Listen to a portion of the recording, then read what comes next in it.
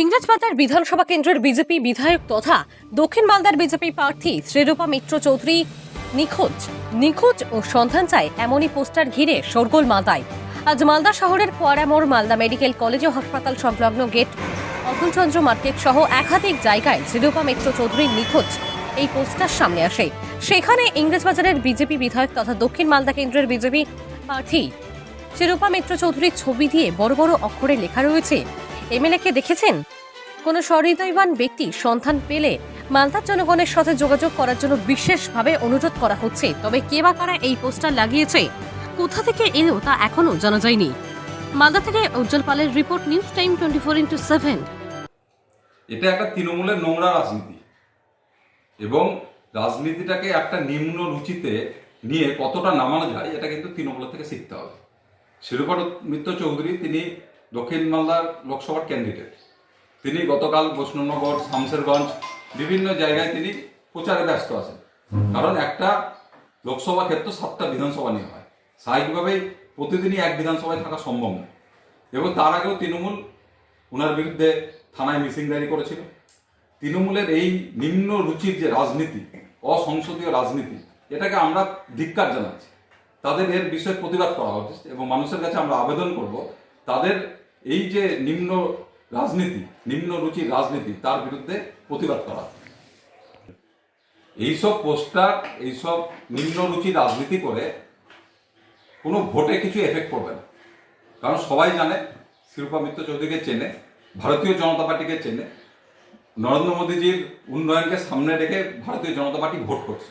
স্বাভাবিকভাবে এই নিম্ন রুচির নোংরা রাজনীতি তৃণমূল যেটা করছে তার এফেক্ট কোনো আমাদের ভারতীয় জনতা পার্টির ভোটে এফেক্ট করবে না, বরঞ্চ এর থেকে মানুষের মনে তৃণমূলের সম্বন্ধে একটা নেগেটিভিটি ছড়াবে এবং তার ফলে তৃণমূলেরই ভোট কমবে। এই বিষয় নিয়ে এখন কি খারাপ পোস্টার মারল সেটা যাই না, আমাদের নজরেও আসেনি। তো সত্যি উনি নিখোঁজ। একটা রেসিডেন্স সার্টিফিকেট নিতে পারে না, তার বাড়ি কোথায়, কোথায় বাড়ি চেঞ্জ করেছে সেটাও জানে না লোকে। কোনো রক্তের জন্য যদি মানুষের প্রয়োজন হয় তার সাহায্য পাওয়া যায় না, কোথাও আগুন লেগে গেলে তার সাহায্য পাওয়া যায় না। এই ধরনের বিভিন্ন মানুষের সমাজ সব লোকে ভোটে রিপ্রেজেন্টেটিভ বানায় কেন? রাউন্ড দ্য ক্লক যাতে কোনো বিপদ হয় তার সাহায্যের জন্য, সেটা ওনার কাছে পাওয়া যায় না। সেখানে মানুষ হয়তো বলছে নিখোঁজ।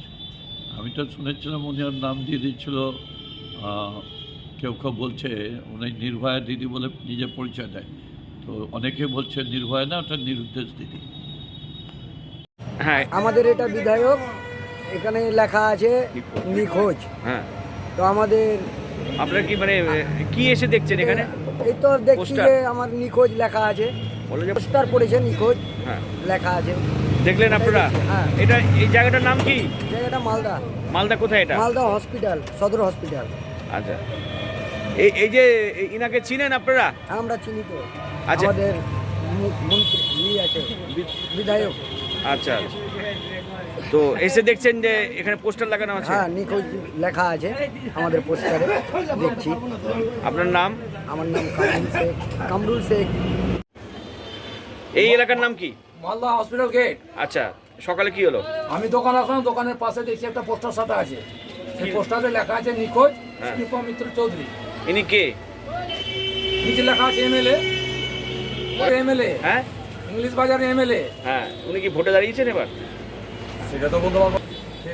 আমি শাটার কলম খুলে দিই, যে পোস্টার সাটা আছে ওখানটা। এই যে একটা পোস্টার সাটা আছে আর দোকানে। আচ্ছা, তোমার নাম কি? আমার নাম আলাদিন শেখ।